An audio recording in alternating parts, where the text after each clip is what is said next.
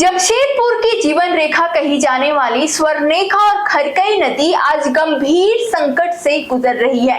बरसात में यही नदियां उफान पर आकर बाढ़ और तबाही का कारण बनती है, लेकिन गर्मी आते ही इनकी हालत बदहाल हो जाती है। कई जगह नदी सूखने लगती है, जलकुंभी फैल जाती है, चट्टानें बाहर दिखने लगती है और काला बदबूदार पानी लोगों को डराने लगता है।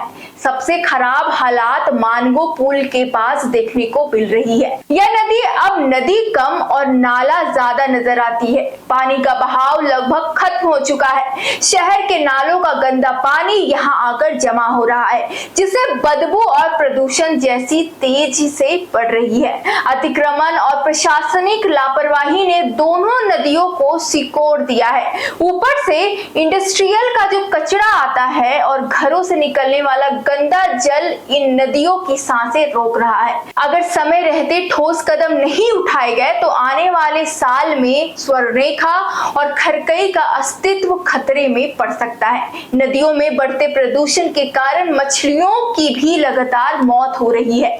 जमशेदपुर पश्चिम के विधायक सरयू राय लगातार इस मुद्दे को उठा रहे हैं। विधायक सरयू राय ने कहा कि नदियों की हमने मेला ढोने वाली मालगाड़ी बना दिया है। सिर्फ जमशेदपुर की ही नहीं, रांची में भी स्वर्णरेखा नदी का यही हाल है। इसी जमीनी हकीकत का जायजा लेने मानगो पुल पहुंचे हैं हमारे संवाददाता रोहित। देखिए उनकी यह एक्सक्लूसिव ग्राउंड रिपोर्ट।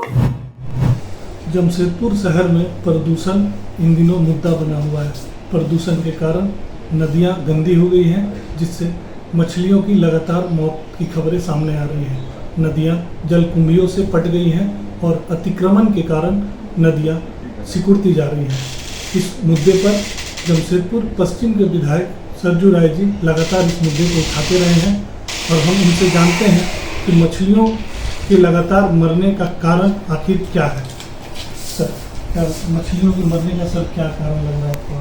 तो मछलियाँ नदी में या तालाब में तभी मरती हैं जब उनका बायोलॉजिकल ऑक्सीजन डिमांड जो सीमा है उससे अधिक हो जाता है, या केमिकल ऑक्सीजन डिमांड सीमा से अधिक हो जाता है, या कोई ऐसा प्रदूषित तत्व किसी इंडस्ट्री से या जो हमारे आपके घरों से गंदगी निकलती है उसके माध्यम से आ रहा है, तो खूब प्रभाव पड़ता है। एक सीमा तक तो मछलियाँ बर्दाश्त करती हैं उसको, मगर जब सीमा को पार कर जाता है तो उनका वो मरने लगती हैं मछलियाँ। अब हम लोग अपने घरों में भी बहुत सारी ऐसी चीज़ों का इस्तेमाल करते हैं जो जलीय जीवों के लिए के लिए सहायक नहीं होता है। बहुत सारे सौंदर्य प्रसाधन है, केमिकल का इस्तेमाल हम लोग करते हैं, बाथरूम धोते हैं, उसमें जो केमिकल इस्तेमाल होते हैं ये सभी के सभी मिलकर नदी में गिरते हैं। उद्योगों से भी, खास करके स्टील उद्योग से जो इनका दूषित बहिस्राव है, साइनाइड की मात्रा उसमें होती है, ये थोड़ा मोड़ा कम अधिक हो जाता है तो इससे जल में ऑक्सीजन कम हो जाता है। जिस दिन मछलियाँ स्वर्णरेखा के किनारे बागोडीह में मरी थी, उसका आंकड़ा हमने देखा।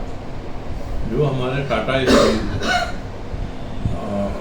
का जो आंकड़ा है, जो प्रदूषण नियंत्रण बोर्ड के वेबसाइट पर है, केंद्रीय प्रदूषण नियंत्रण बोर्ड के, उसके हिसाब से BOD COD ये दोनों भी 3 गुना से भी ज़्यादा था। अब जो हमारे कानून बने हुए हैं, उन कानूनों का अगर अक्षरशः पालन हो तो इस पर तुरंत हम नियंत्रण पा सकते हैं। कानून के हिसाब से जो फैक्ट्रियों का दूषित बहिस्राव है वह अपनी सीमा से ज़्यादा हो जाएगा तो तुरंत इनके वेबसाइट पर लाल बत्ती जल जाएगी, ये करेक्शन कर सकते हैं।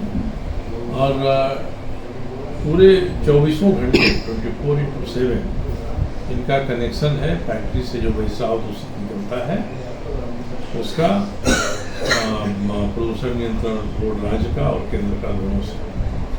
मगर दुर्भाग्य है कि आप कभी भी वेबसाइट देख लीजिए, राज्य प्रदूषण नियंत्रण बोर्ड का कोई आंकड़ा नहीं मिलेगा, कहते हैं कोई आंकड़ा नहीं मिलेगा। केंद्रीय प्रदूषण नियंत्रण बोर्ड में कई आंकड़े हैं, मगर महत्वपूर्ण आंकड़े बहुत सारे नहीं हैं। जैसे साइनाइड की क्या स्थिति है, ये आंकड़े उनके वेबसाइट पर नहीं है, और साइनाइड निकलता ही निकलता है। और टाटा स्टील अलग से अपनी जांच कर रहा हो और उपाय कर रहा हो तब तो अलग बात है, लेकिन नियम बना है उसके अनुसार से नियंत्रण नहीं है। हमारे आपके घरों में जिन चीज़ों का हम इस्तेमाल कर रहे हैं, बाथरूम का कमोड धोने से लेके फर्श को साफ करने से लेके और बेसिक का इस्तेमाल होता है, और कई केमिकल्स का होता है, सौंदर्य प्रसाधन है उनका, हम जो हाथ धोते हैं उसका, तो ये सब मिलकर, सब घरों का मिलकर बहुत अधिक हो जाते हैं। और नदी में खुलेआम गिरेंगे तो नदी के पानी पर प्रभाव पड़ता है, और जब बर्दाश्त नहीं कर पाती हैं मछलियाँ तो उभर जाती हैं। और जहाँ भी नदी में जलकुंभी होगी, अधिक सघनता के साथ होगी, इसका मतलब ये है कि कोई ना कोई वहाँ बायोलॉजिकल चीज़ वहाँ गिर रही है नदी में, ऑर्गेनिक चीज़ गिर रहा है जो हमारे सीवरेज से आता है, हमारे घरों से आता है, सब आता है। और ये जब जलकुंभी हवा बढ़ती है तो वो भी ऑक्सीजन सोख लेती है, ऑक्सीजन कम हो जाता है पानी में। तो हर नियम के हिसाब से भारत सरकार ने एक और बनाया है अभियान, उसका नाम है रिवर सिटी अलायंस। नदी के किनारे जो शहर है, उस शहर में और नदी में ऐसा अलायंस होना चाहिए कि शहर में जो घटना घट रही है उसका नदी पर प्रभाव न पड़े। और कहाँ कोई दिखाई पड़ता है। गंगा जी के बारे में तो नमामि गंगे प्रोग्राम है, मगर उसके अलावे जो नदियाँ हैं उसके लिए सिटी रिवर अलायंस है, हमारी दोनों नदियों के लिए है। और हम लोग दामोदर को तो साफ कर लिए, अभी भी कोई उसमें गंदगी जाती है तो हम लोग सवाल उठाते हैं। कल ही हमने सवाल उठाया था, हम बोकारो थर्मल पावर स्टेशन के लोग अपनी खाई सी मगर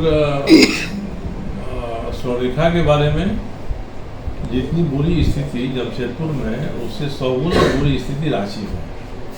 रांची शहर का कोई नियंत्रण नहीं है। तो जो जिनके ऊपर जिम्मेदारी है कि नदियों को ठीक रखें, जल को ठीक रखें, वे अपने कानून का पालन नहीं करते हैं, गंभीर नहीं करते हैं और नदियों को अपने ऊपर छोड़ दिया। इसलिए वो कहते हैं कि नदियों को हमने मैला ढोने वाली मालगाड़ी बना दिया, सारा मैला हम उसमें माँ कहते हैं उसको, और अपनी माँ को हमने मैला ढोने में लगा दिया है।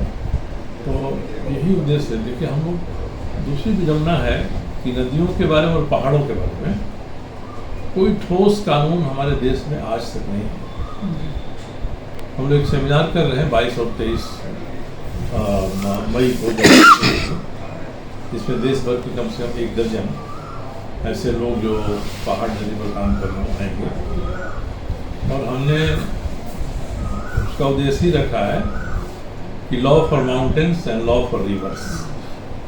पहाड़ों के लिए कोई कानून होना चाहिए, जो पर्यावरण के कानून हैं उसी से पहाड़ को भी हम नियंत्रित कर रहे हैं और उसी से नदी को भी कर रहे हैं। नदी और पहाड़ के बारे में आज तक कोई कानून नहीं है। हम लोग ड्राफ्ट बना रहे हैं, जमशेदपुर डिक्लेरेशन के नाते हम लोग ड्राफ्ट पर सबकी सलाह लेंगे। में जो फाइनल होगा उसको भारत सरकार को सौंपेंगे कि पहाड़ों की रक्षा के लिए, नदियों की रक्षा के लिए स्पेसिफिक कानून नदी और पहाड़ पर बनना चाहिए।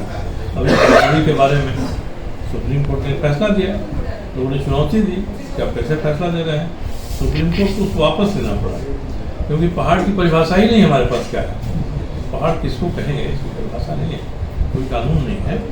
तो हम लोग जमशेदपुर से प्रयास कर रहे हैं 22-23 मई को, उसमें हम लोग पार्टिसिपेशन बाई इन्विटेशन रख रहे हैं। जिसको बुलाएंगे वही आएंगे, 100 से 150 के आसपास एक्सपर्ट आएंगे।